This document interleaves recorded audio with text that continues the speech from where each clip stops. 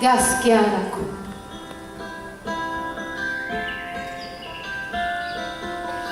Tikenor gaskiar, tandraza nalalaik. Ka asanda tawampu, siluluav kawatsek. Faramis fanirina tsari indrindra matononiko. Tsy ho aniza fa ho anao. Ry mila tsany tavoniko.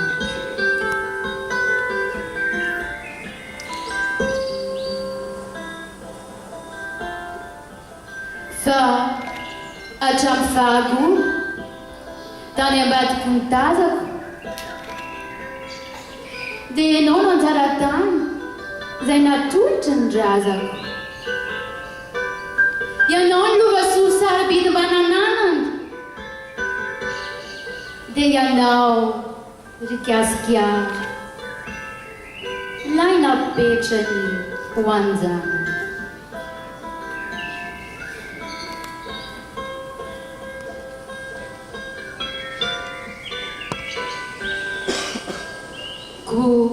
Deraro, raha toka sarom-piaro anao ny tenako.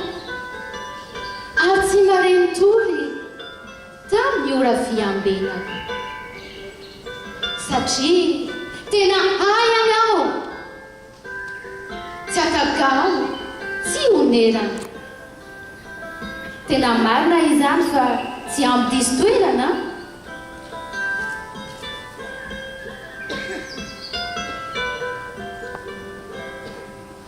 Ny toetrako rehetra, ny maha-malagasy ahy, na fiteniko, na fombako, na ny saiko sy fanaiko, tsy alatahaka nataoko na ny hafa sendratazako, fa nitsiry avy aminao ry gaskiara tamin-drazako.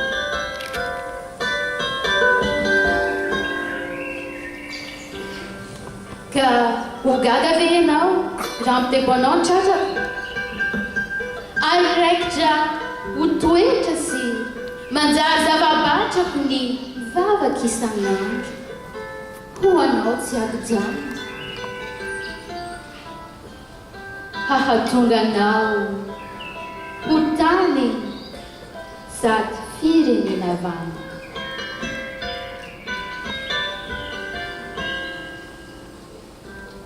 Ny velirano izay ataoko, ry Madagasikara,